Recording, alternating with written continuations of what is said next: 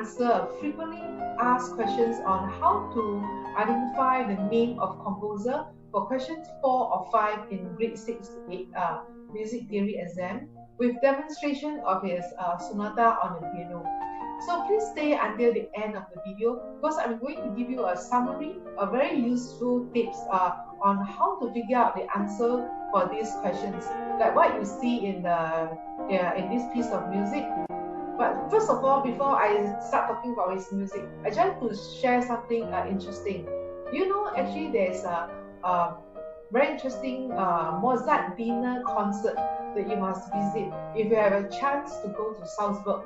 You'll be taken back to Mozart's time during this dinner concert, and to enjoy an evening likely to have taken place in 18th century in the Baroque hall with candlelight, having a dinner based on historical recipes, you know, the food that they eat during the 18th century, and also listening to a concert with musicians in those authentic costumes that are very big and they wear the wig, and the music of course, the music of Mozart. They will perform the music of Mozart live, you know, as a small size orchestra or Mozart's chamber music. And this concert dinner is one of the memorable attractions during my music study in Europe. It costs about €63 for adult, and I think we really worth it. And also last year in the University of New South Wales in Sydney has also done a research and found that when dining in a restaurant without background music, people spend about $17 on average. But when they're listening to relaxing classical music in the background, especially Mozart's music, the spending increases further to $21. From here, we can conclude that classical music, especially Mozart's music, has really the power to relax our minds and improve the appetite. So in this sonata that I'm going to play today, you can see that the dynamics and articulations are indicated very clearly on the score.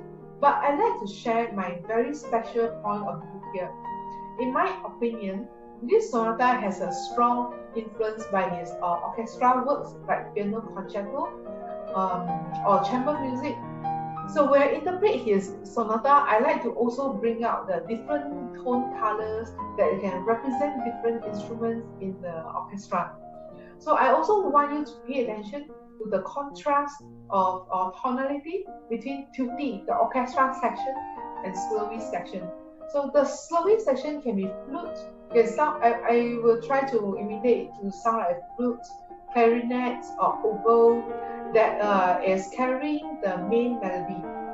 But of course, we need to first strengthen our hands muscle and develop very good technical skills and good control in order to produce a different level of tone colors and also the finger touch in our playing.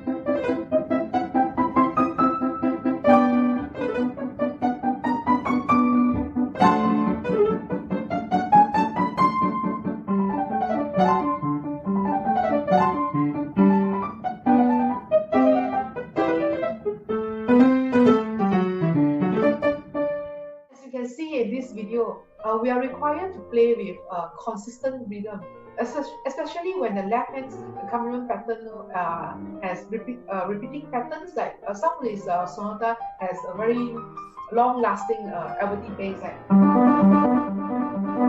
imagine you need to play this for 10-20 bars without changing the speed, and you need to keep all the notes played evenly and without stopping, without comma, without stop. So it's not really easy to play Mozart because everything is transparent. You're not allowed to have vibrato and no pedaling, no pedaling at all. So there's no way for you to cover up your mistakes. You see, so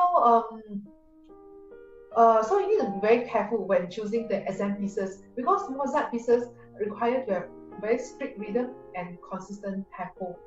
So when Mozart was 6 years old, he went with his family on their first concert tour, and wherever he went would meet with great success. As Mozart grew up, he worked for the Archbishop of Salzburg and continued to write many wonderful symphonies, piano sonatas, concertos, opera, and chamber music.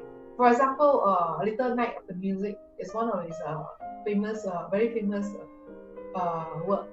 And in this video, I will point out what are the characteristics that you can look out for when you want to identify the composer for the question 4 or 5 in grade 8 music theory exam. We can look at this piece and the pointers to follow when making the decisions. First of all, Mozart's melody are usually very tuneful and easy to remember. Sometimes they are made up of phrases of the same length, sometimes they are short and fragmented. So with the use of imitation and sequences can be found also in his music. So secondly, he also has an interest in experience or expressing shapes of emotion for gradual dynamic change, like crescendo and decrescendo. It was due to the replacement of the harpsichord by the piano. So starting from 16th century, people start to use the piano to perform. So it allowed them to explore a wider dynamic range or gradation of tone. But his dynamics never go to extreme level, such as sforzando accent, extremely loud or extremely soft, not so temperamented like Beethoven. And so we can also see that Mozart's music has more delicate indication of articulation for finger, such as a staccato and slurs. So it requires more delicate finger words if you want to play Mozart's work. Lastly, Mozart's music is often homophonic, and you need to be very cautious if you want to use pedal for some sustaining notes.